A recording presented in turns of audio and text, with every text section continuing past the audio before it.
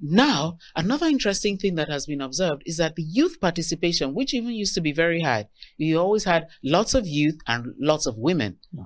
Now, youth participation is also noticed to be on the decline. Yeah. So young ladies, young men are less interested now in participating in election. You just find middle-aged women most of the times in the queue, and party men and women. It's just simple. Right. Very, very simple. Electoral outcome. Right. Does not reflect the will of the people.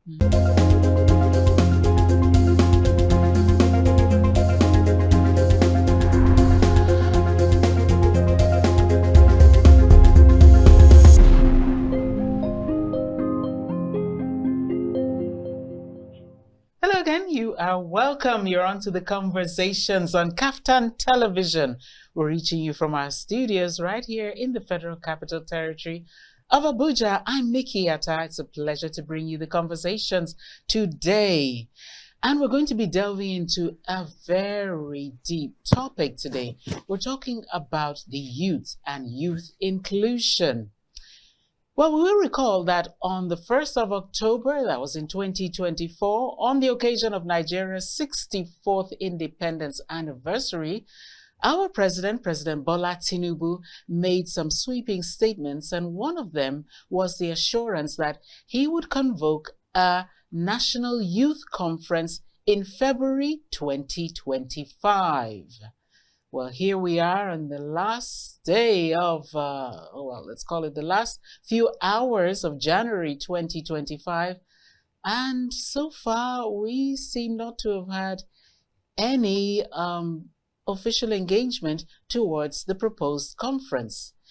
So, on the conversations today, we have one of the youth bodies very, very much involved in engagement of the youth, and he's going to let us know what his take is on the proposed conference and how far the federal government has been able to engage so far.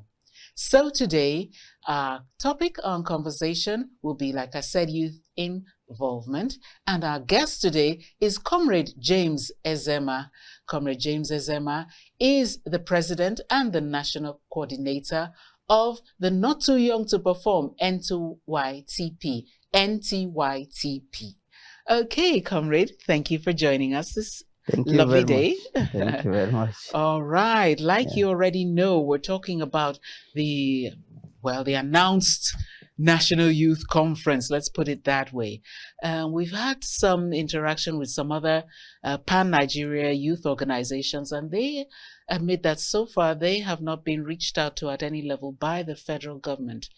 In the first place, we want to know, what's your take on the proposed conference, the youth conference?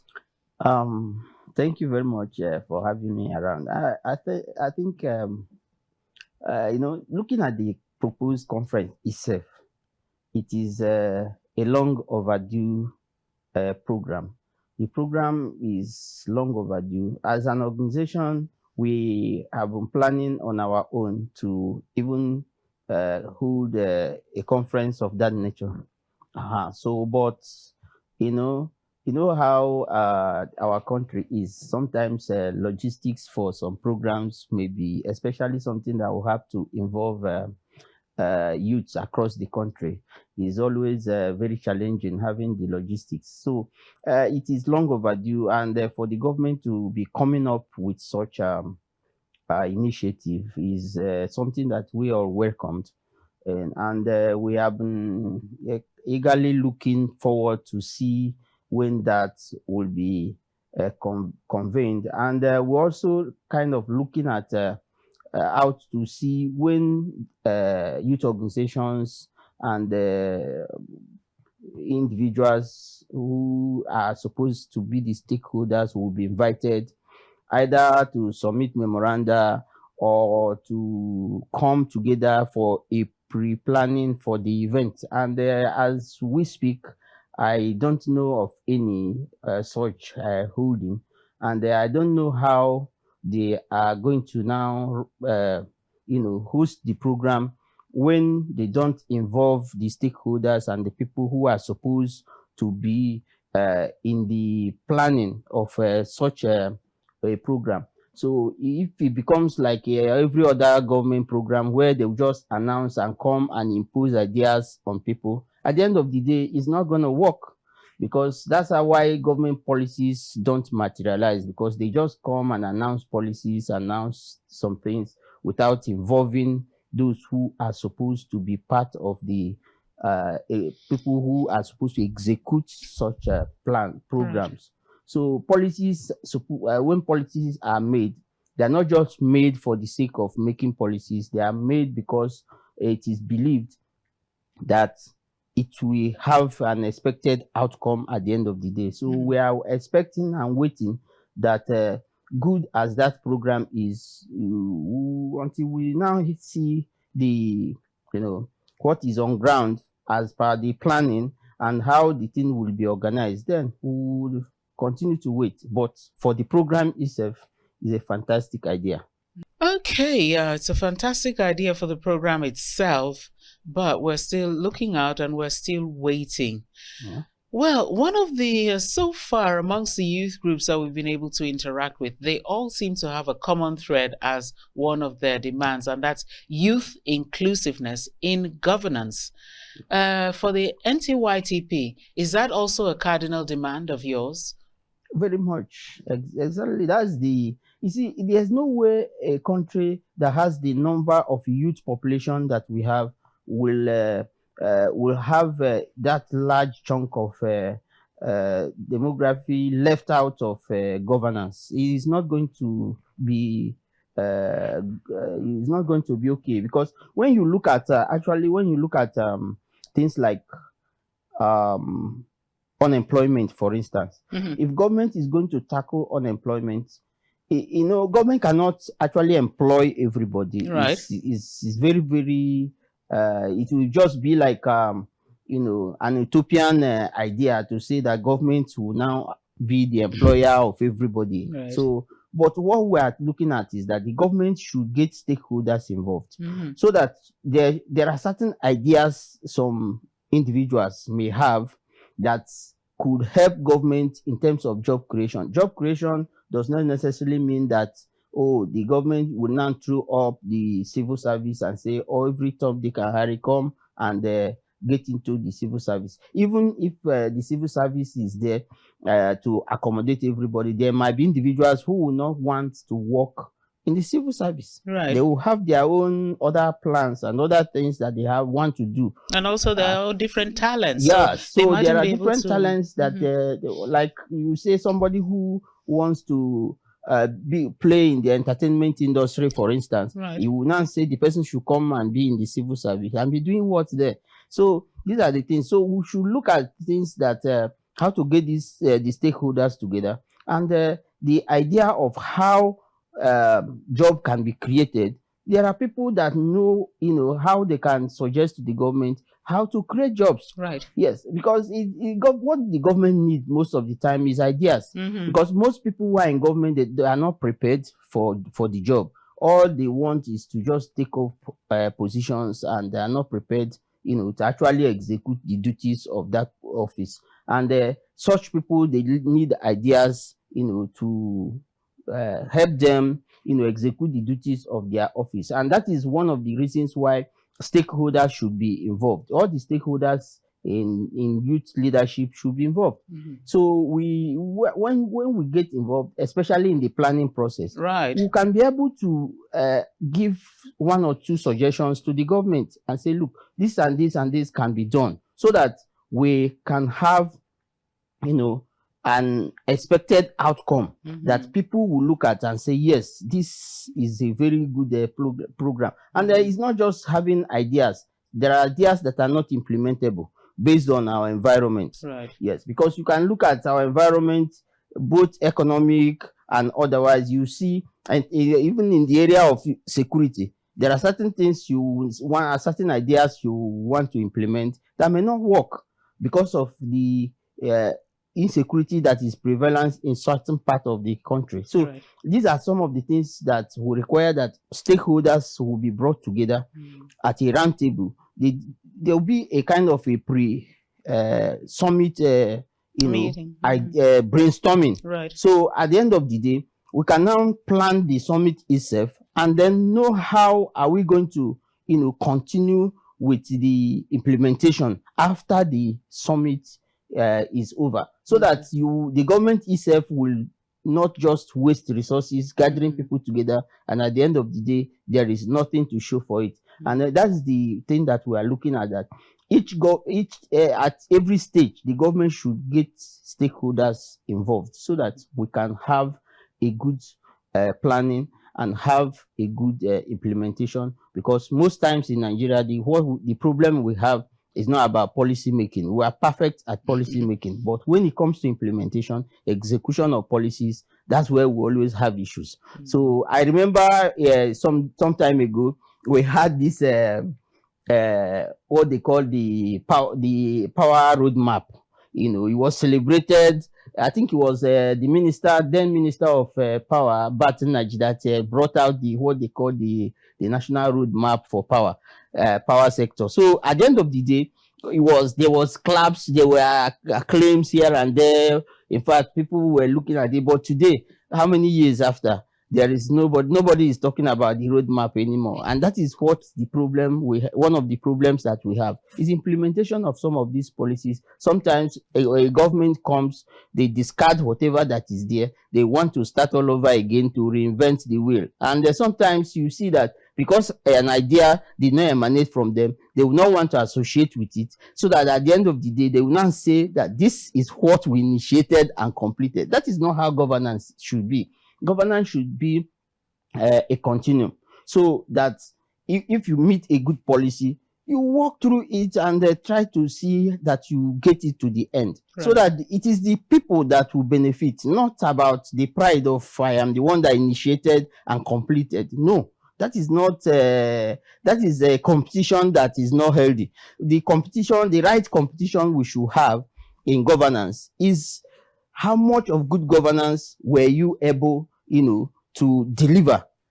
That should be the competition, not about who initiated and who did not initiate. Initiating is one thing, and then completing it is another. Right. It is the person that actually completed any policy, executed it properly, that will now be, get their claim that, oh, yes, you have done a good job. And because people will look around and they will see what you have done, and they will give you accolade for that. And then if you have to come tomorrow to say you are seeking for elective office, you say, when I was in office, I executed this and that and that and that. Exactly. So, and that is why today what we see in politics is about money, how to buy votes, how to bribe someone here and there, so that the person can rig the election and bring you into office, when it is easier to get into office through good governance, through performance.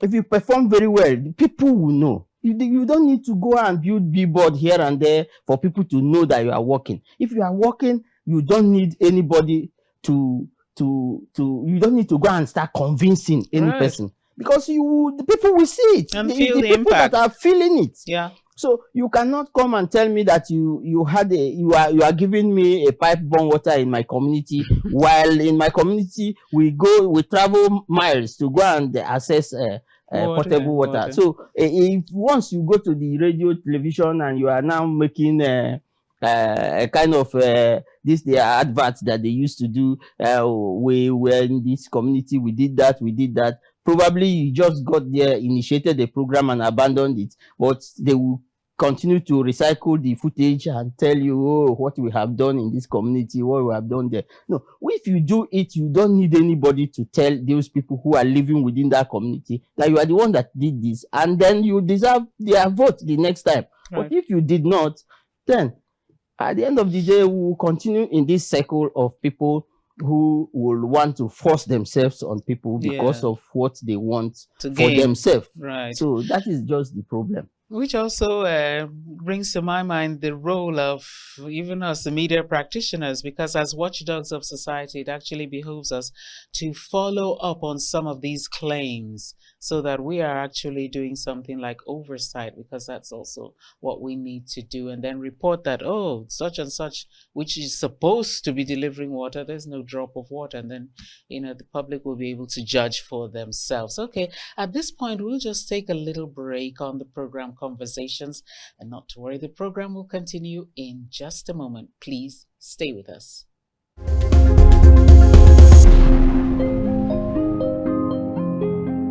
You're welcome back. Glad to know you're still there with us on the Conversations on Kaftan Television.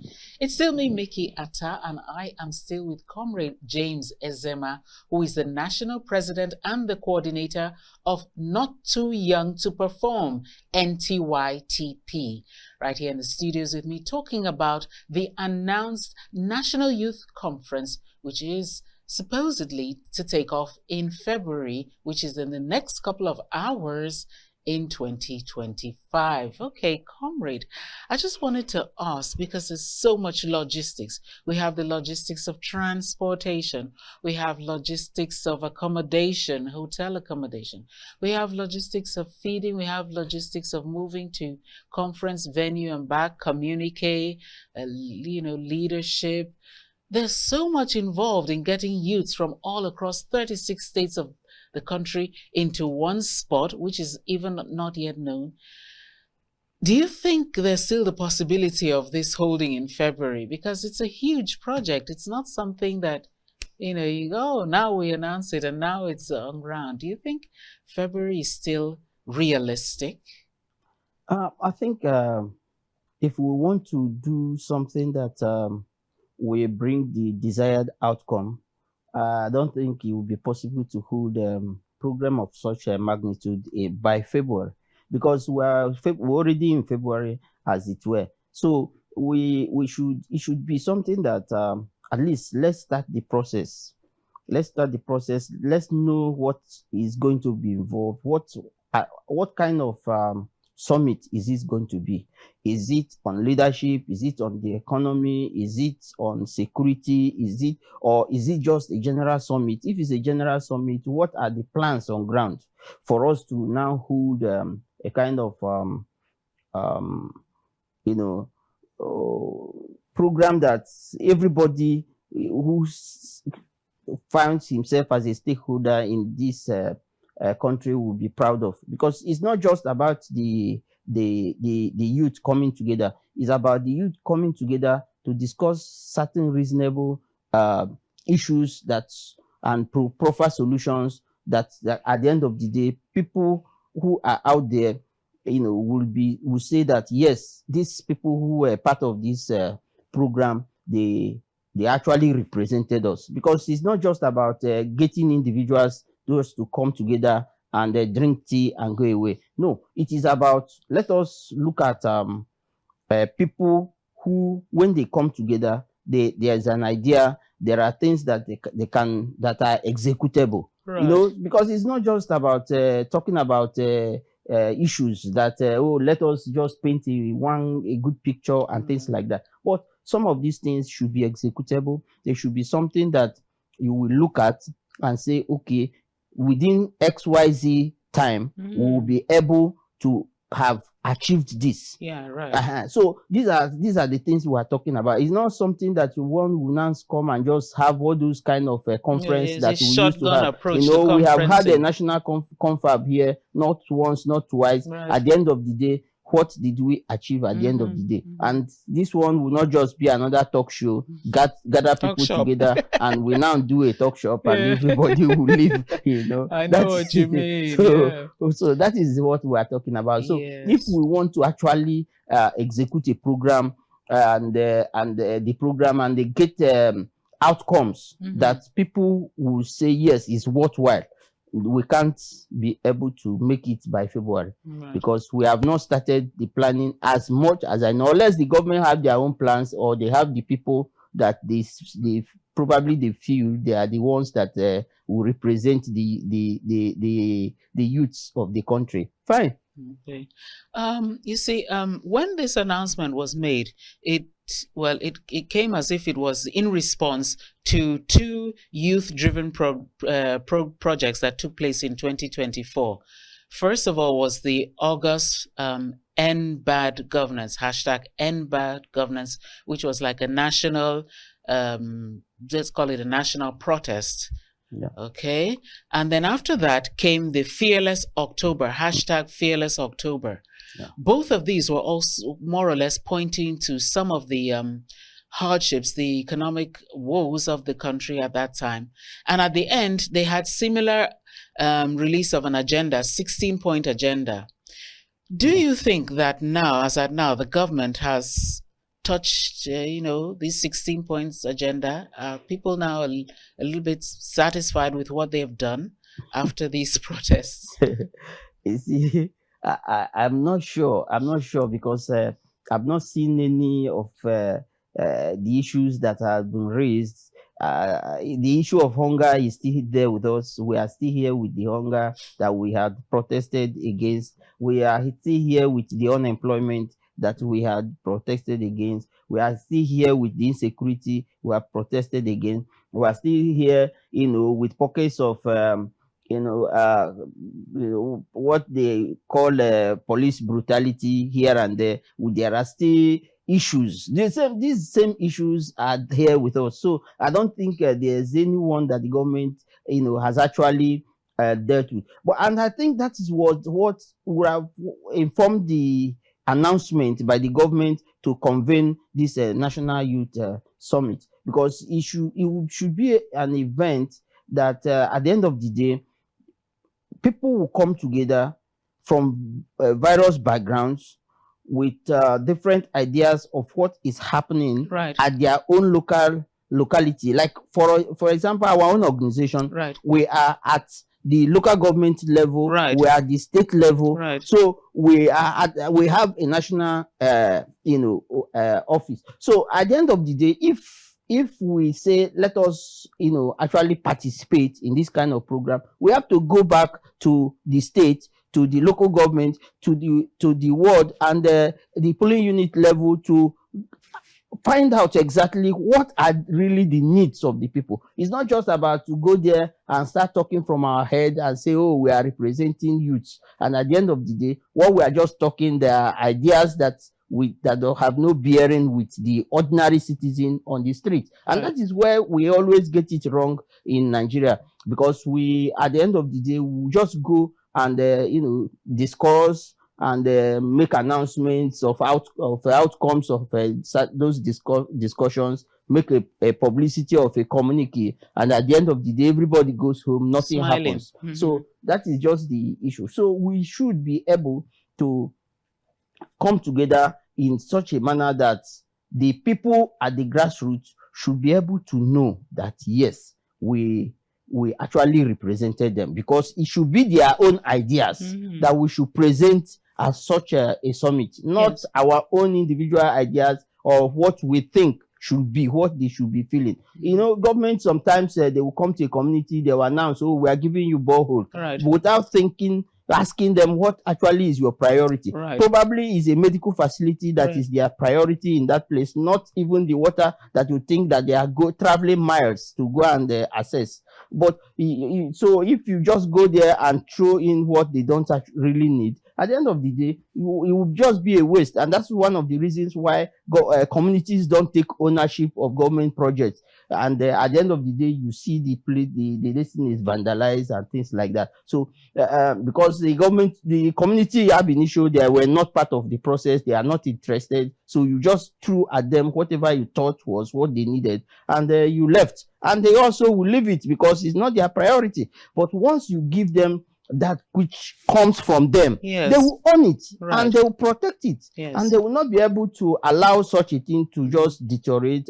And then you also will be able to have a feedback, because you will be in touch with them. Yes, this thing that we actually you requested, has it been executed, or was it executed to your satisfaction? And then at the end of the day, that's when what we call governance. There's no governance without a feedback. So governance without a feedback is not a governance at all. You are just talking. So you are just talking on the people telling them what you want them to do, and then things like that, without even thinking about what actually is happening with them. So some of these things are some of the reasons why this national confab is very important, so that we'll come together and we'll be able to discuss, so that we can present a program for the government, so that the government will now know, okay, in community A, this is their priority. In community B, the youths in that place, this is their priority. There are some communities that the only thing they need is electricity. Give them electricity, they will be able to carry on with whatever thing that well, those ones are basic things. Something like electricity is a basic need for everybody. So we want these ones that are very, very specific to the youth. Now, what we're really wanting to look at now is a situation whereby some groups, because there are these fears that a summit like this could be hijacked by, because the politicians always want to breathe into everything that's going on. So there are these fears. Oh, could it be that maybe at the end this summit is going to be populated by maybe the APC youth wing, say, because APC is in power. If it were PDP, say, oh, the PDP youth wing will just flood in all the members of the youth wings from the states, and then just release the same words that they believe the government would want to hear. So we're wondering, how are we going to overcome a fear like that, considering that up till today we have not even had a roadmap to show what is the participation is going to look like? That's the thing we're talking about, that if government actually wants to, get something, a program that at the end of the day, they themselves will be proud of, we should have a prevent planning, so that the roadmap should even emanate from our communities. It's not just the government giving us a roadmap. No, we are the ones that to tell the government this and this and this are the priorities in our communities, in our local villages. These are the priorities that we need. So that the government can actually design a roadmap that have a touch with the needs, the actual needs of the people within the localities. And it will be very unfortunate if the government decides to just convene a kind of a national conference of the party members and at different states, and they say, okay, the members of our party, because you are a youth, then you just come together, and then we now declare the Nigerian youth have met, and this is what we have come up with. And that will be a disaster, because it will end up as one of those things that we have had. One of the problems of people who are in office is that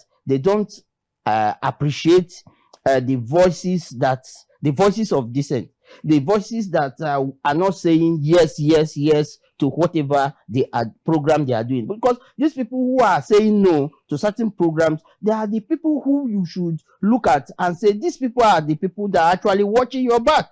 So that at the end of the day, they will now say that, oh, these people are telling us to apply a brake. And you should appreciate those individuals, and you should be able to say, okay, what is it that you think should be done? So that at the end of the day, you will not just be on a bad wagon. At the end of the day, you arrive to nowhere. So those are the challenges we are having when it comes to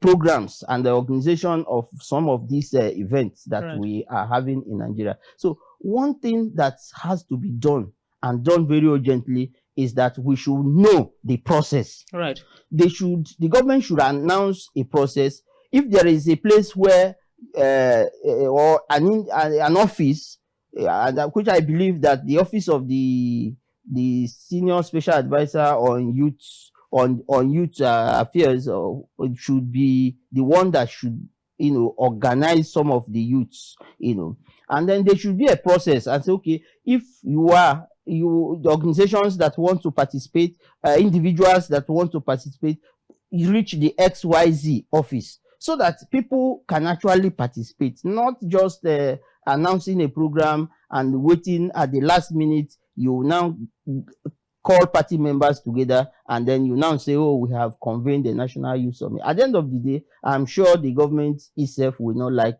the outcome, because it will just be all praises for the government and no action at the end of the day. Okay. Another thing, that has been observed, like over various election cycles since 1999, is voter apathy. All right. We've noticed that every single election, less and less people come out to take part in electioneering processes. Now, another interesting thing that has been observed is that the youth participation, which even used to be very high, you always had lots of youth and lots of women. Yeah. Now, youth participation is also noticed to be on the decline. Yeah. So young ladies, young men are less interested now in participating in election. You just find middle-aged women most of the times in the queue, and party men and women. It's just simple. Right. Very, very simple. Electoral outcome. Right. Does not reflect the will of the people. Mm-hmm. People who are not party people will not want to participate, because they will target a waste of time. There is no election where people will not know who won the election. The voters actually will know who they voted for, and if the right person is announced, they will know. Go and check elections in some places, very few places where there were elections and there were no litigations. It's because when you win, you know that you won, and when this other person lost, he knew that he lost. So there's no need going to waste the time of the court, to decide who won an election. That is very obvious. Everybody know that this person won the election. So nobody will want to go and waste his resources unless the person believes that he can influence the judiciary just to announce him, and be the one that will declare who won and who did not win, not the electorate. But if we are going to say that the electorate are the ones that are deciding about who becomes their leader, or who represent them at any level of government, I think the thing is that they should be allowed to have their way. No matter what it is, even if you don't like the face of the person they voted for, allow the person or the party, allow them to have their way. At the end of the cycle of the tenure of the office, they will have learned their lesson. Even if you think they voted the wrong person, at the end of the day, they will be able to correct them, because that's why there's a tenure for offices, so that at the appropriate time, the people can also exercise their franchise and decide who they are going to vote for. And that is one of the major reasons why you see that people are not coming out to vote. You will see that in the build up to 2023 elections, there were this eagerness for people, to come out and register to vote, because the INEC as an umpire at that time gave certain assurances. I remember at the National Assembly when they were defending their IRF and real-time transmission of result. They were so they were so convincing, very convincing, and people believed them, and that was what you saw in the process of a continuous voters registration, because it triggered people and people came out, en masse to register to vote. But when the thing now started becoming as if we are still going back to the old ways of writing results, and then the people would not want to go and waste their time. Nobody wants to just go and stand in the rain or stand in the sun, and at the end of the day, you have just wasted your time. And they voted for people, and your vote was never counted. And that is the reason. Once the people's vote count, Nigerians are people who want to participate, especially the youths of Nigeria. They want to participate. But when you monetize politics, and then the electoral outcome does not reflect the wishes of the people,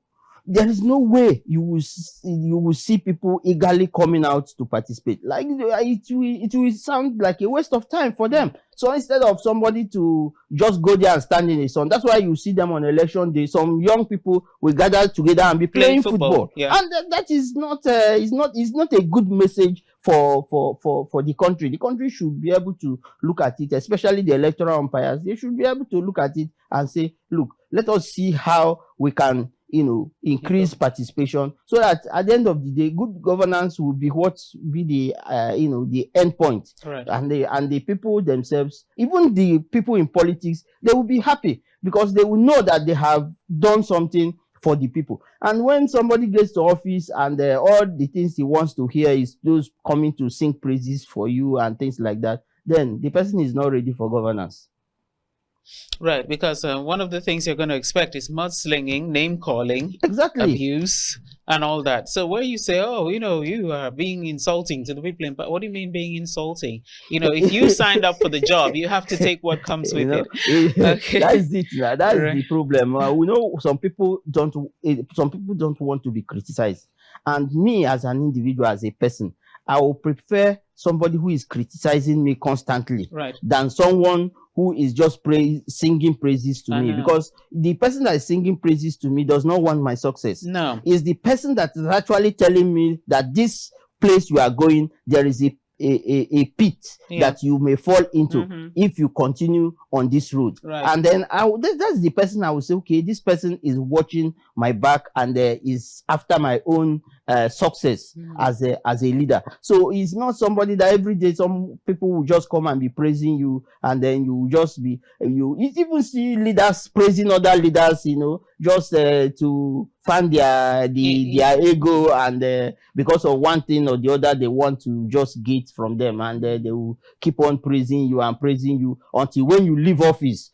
When you are out of office, you see that all of them will now come after you, and start making noise and telling you that you deserve not to have been there in the first place. Right. But these are the same people who were praising you where you were in office. That's why recently we saw the former Minister of FCT, Nasir El-Rufai, talking about the government of the day. And you see some of the people who are working for the government coming to castigate and try to make his observations as if it was a criminal offense for him to have said, no, the government is not doing well, even though I was part of the foundation of the administration. So these are some of the things that make the government, any government at all, not just this particular one, any government at all that doesn't want to succeed, they should just look at those who are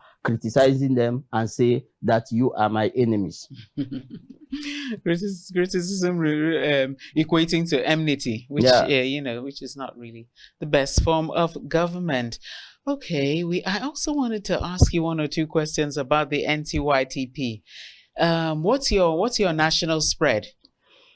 The NTYTP was registered in 2023 after 8 years of back and forth with the Corporate Affairs Commission. At the initial time, they will tell you, you do this one, you change the aims and objectives, you do this one, oh, this one is political. It's not and it got a point, they said the name is political, this, and I would say no. The thing is that we are not involved in politics. This is just a non-governmental organization that is interested in leadership. Right. And then not just leadership, we are talking about raising leaders among the young people, because if you want actually to build for tomorrow, you should have a plan. Is a plan that of raising leaders. So, and that is what actually we wanted to do, and that was what this was being resisted here and there. But at a point, after 8 years, it seems they are now understood that, look, these people are not coming to unsettle the government. They are not coming to fight the government.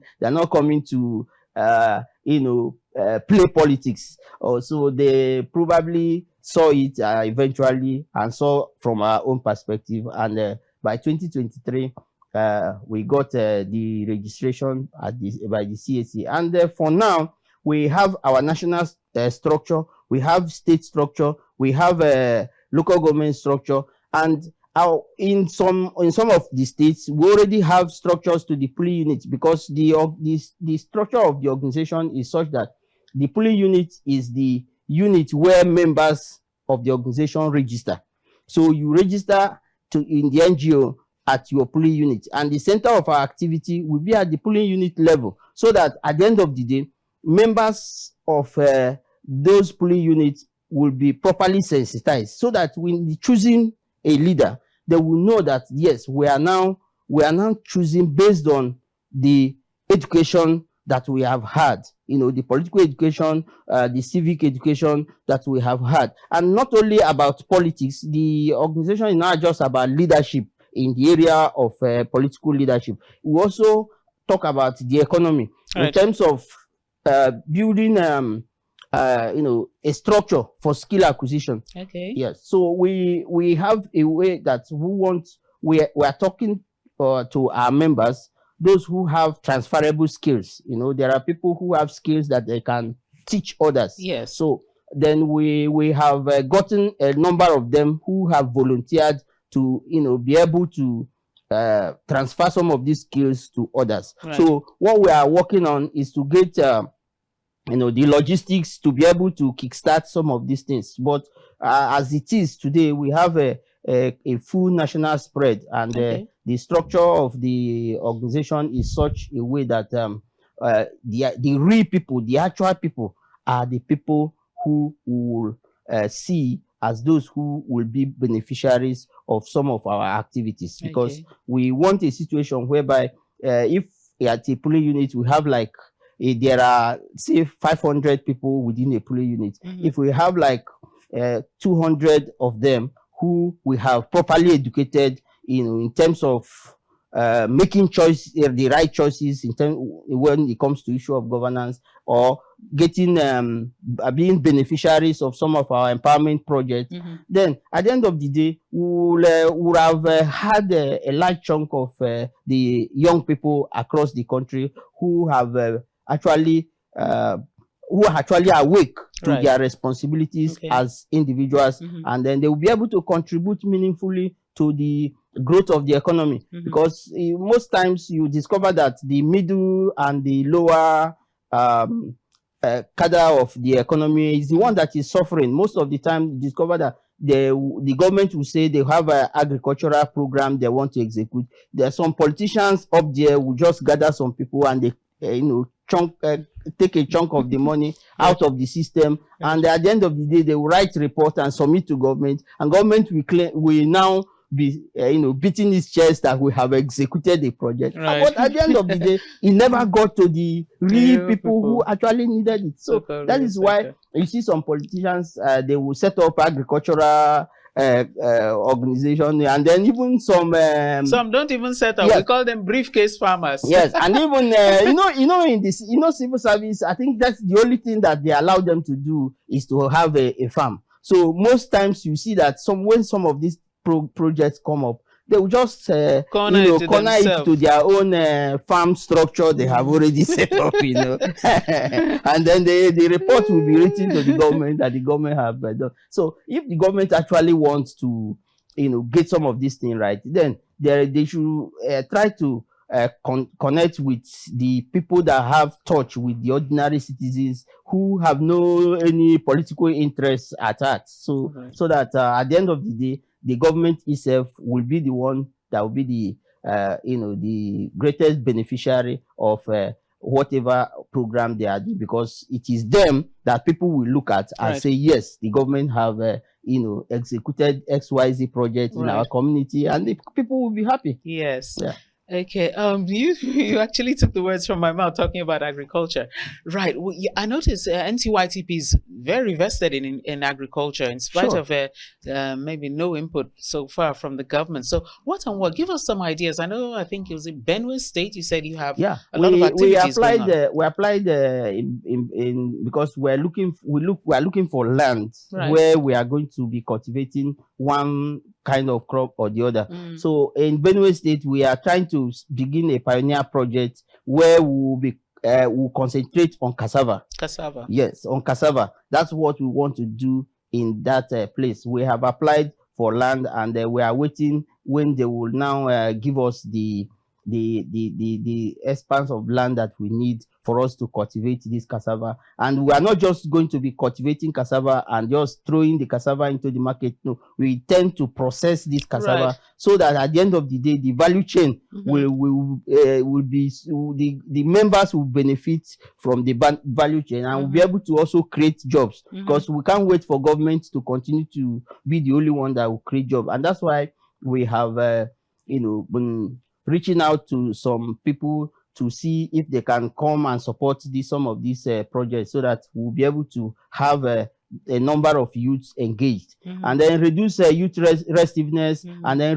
reduce unemployment, and also insecurity, because most times you discover that some of these people that are engaged as fighters for one terrorist body or the other, they are young people who are disenchanted with the system. Some of them believe that it is the government that is their problem, and that is why they want to take up arms against the state. But some of these people, if we actually reach out to them, kind of give them a new orientation, that look, a government cannot do everything. Let us see how we can come together and help ourselves. And that's why we're also working on a cooperative society, where we can be able to now bring individuals within localities together, and then they will now know, some of them who want to go into agriculture, some of them that want to go into any other kind of skill acquisition.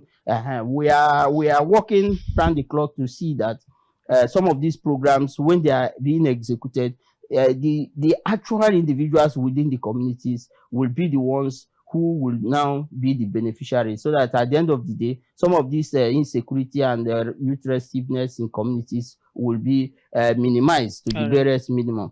I know naturally there's no way you can eradicate insecurity totally, but at least we'll reduce the level by the number of people who are able to catch young and bring them together and refocus them, and their energy towards something very profitable, instead of all this destruction and killings and all these kind of things that we see in some of our communities. Okay, well, Comrade, I will be remiss if I do not take this question at the back of my head, and that's talking about gender balance, because that is again another where the federal government, the state governments, we are very interested in gender equality and all that. And at the end of the day, we have man as a governor, man as the escort. Incidentally, in our organization, it has some of these things were thought out. Okay. You discover it's not just about the young people. The way the organization is structured is that we have the Elders Forum. Right. The Elders Forum are people who are above 65. Right. Those who are above 65, they form the Elders Forum. Right. And the Elders Forum has its own leadership structure. Right. They will, from amongst them, we have mentors, role models, and people who will be looking at the young people and say, okay, do it like this, don't do it like this. We have had experiences. If you go like this, this could be the outcome, and things like that. So those ones at the Elders Forum, they form an advisory organ of the NGO. Okay. And then we have also the women wing. Okay. The women wing has its own national structure, up to the same polling unit level. Okay. So that issues that has to do with the gender, the female gender, will be properly addressed, because they are the ones who will now say, this is what we need.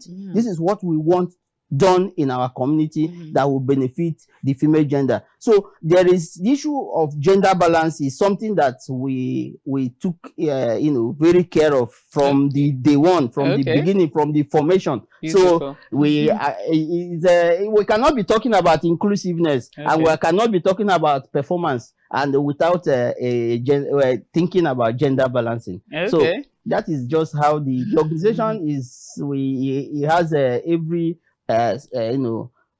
gender.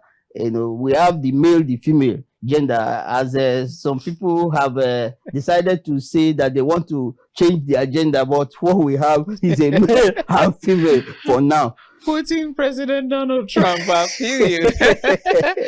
Okay, well, that's on the line today. Now, A big complaint, though, is that another reason why there's been a low voter turnout and all that is because of electioneering violence. Yeah. Every election cycle now is synonymous with violence. Yeah. So who wants to go out and get maimed, killed, hurt, slapped, beaten, injured? Yeah. Wait, let me just tell you what the problem people are saying is Yeah. that it's the youth. An elderly man will not be able to come out, slap, beat, hit, fight, cause all the mayhem, carry cat. How will he run very fast with all these, voting materials and all that? So people are saying, you, the youth, look at what you are even doing. And at the same time, you're then asking for a leadership position. And yet you allow political people to use you because you're only being used. You're not the one. The person who is contesting will never be the one to come in and slap, beat, hit, attack, wound, carry ballot boxes.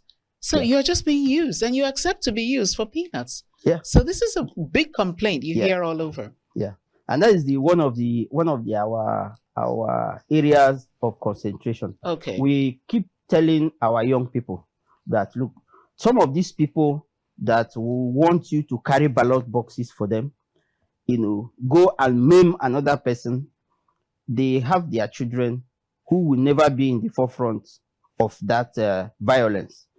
But they will engage you with peanuts, and you go and take a life that you did not make, just for the reason that you are protecting the interests of another person, who eventually, when he gets to office, he will not even remember that you are existing. Oh, he's going to change his phone number. So at the end of the day, you are calling. Change your number. You can't reach him from then on. Even if he didn't change the number, he will be calling. He will not answer you. This is somebody you and him used to stay together and gist and everything. And then once the person gets to office, he will forget that you exist. Until when the person is out of office, he will start looking for those old friends. And that is a common phenomenon. It is something that many people many people who have been in government have exhibited. At the end of the day, when they are in office, they forget where they are coming from, and it is just a very big problem. And most times, why they don't is because they believe that some of those people are no more people who belong to their class. They are now looking for another class of individual to associate with. But as it were, if you allow yourself to be used by some of these politicians to maim and kill and destroy, I think I will just be pitying you, because you don't know what you are doing. Because at the end of the day, you will be the loser, actually, because you are the one who is living in that community. You are the one who is within the neighborhood. People, they will look at you and say, yes, see the person that maimed the other person. Even though, because you are protected by the godfathers sometimes, and nobody can do anything to you, but at least you are known in the community as one of those people who constitute a bad egg within the community. No matter what benefits you are getting, even if you are not abandoned at the end of the day, but in your sober moment, you will know that you have done wrong. So these are some of the things that we are trying to reach out to some of these people and say, look, anybody that wants you to carry ballot box for him or help him to rig an election, so that the person can come to office, does not have your interest at heart. Because if he does, he will want you to be the one that will choose and say, yes, this person is the person I want to be there. And then when the person gets there, it's not about how many individuals benefit, but how many people within that community are the people who are the beneficiaries of whatever good governance as a result of that choice of the individual. That is what we should be looking at. The greater good should be the most important thing, not just the individual benefit. Because if we continue to focus on our individual benefit, the country can never move from where it is today to where we are all dreaming to get the country to. We cannot grow economically. The security issues will not abate. The job that we are craving for, we will not have those jobs, because at the end of the day, some of these jobs are even sold and bought. Because we have had experiences where individuals went to get job. They say no. go and get. There was a particular job I was told that somebody went to get a job. They ask you first, who is your father? Then who?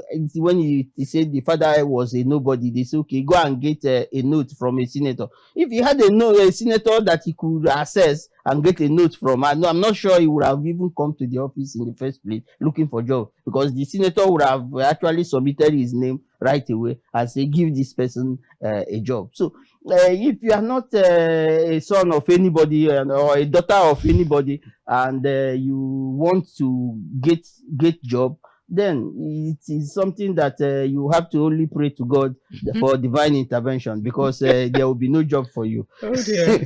Pray to God for divine intervention, and we prayed, and there's no divine intervention, so we have to find solutions to our own problems. Okay, well, so much for that. Like they said, this problem is addressed. So now you say you've been speaking to some of the people, you've been engaging them, but don't you think there should be some punitive measures for the people, who kind of engage them in the first instance? Because I find it, well, to my mind, it just looks like the case of, let's call it the sin or the crime you call prostitution. Every time you want to clamp down on the sex workers who are walking around the streets, but how about the people who are patronizing them? After all, when we're talking about stolen goods, you say the person who buys as well as the person who sells. Yeah. So how about the person coming to patronize them? Yeah. So anyway, painting that picture, just a picture, thinking that why don't you hold the political class, like you say, the stakeholders, why are they not held to account? And rather you want to, look for who are the ringleaders who caused the trouble. The trouble has nothing whatsoever to do with them. They're paid hands. Yeah, it's the failure of our institutions. That is just it. These are some of the things. This is thing that the individual institutions supposed to take care of. You see, sometimes you don't need a president to come and make an announcement before, as head of a certain institution, you should take action. Like look, for instance, you are as the head of the Economic and Financial Crime Commission. Will you now be waiting for the government, for the president to give you instruction to be able to stop crime from being committed, or you are an inspector general of police that every time you will get an instruction from the president to end certain issues that border on security within communities? So these are things that institutions supposed to take care of. You don't need to, like electoral violence. We have advocated for a special court for electoral violence, so that we can now have people who are going to hold responsible for prosecuting electoral violence. Because as it is today, the INEC and the police and the security agencies, nobody knows who should prosecute electoral offenders, and that is a big problem for us. Right, it is indeed. Well, comrade, it's such a pleasure speaking with you today. There's so much we have to delve on, but in a nutshell, I would say that I think what you have postulated is really to emphasize on the urgency for the framework, at least for the proposed National Youth Conference. And we also want to wish you the very best with the Not Too Young to Perform NTYTP NGO. Thank you very much for being our guest today. Okay, that's as much as we can take. Time has really run out on us. We would have really loved to take some more, but that's as much as we have for today on The Conversations. I'm Mikki Attah, thanking you for joining us, and we'll be coming back your way with some more interesting conversationalists. Till then, have a wonderful evening.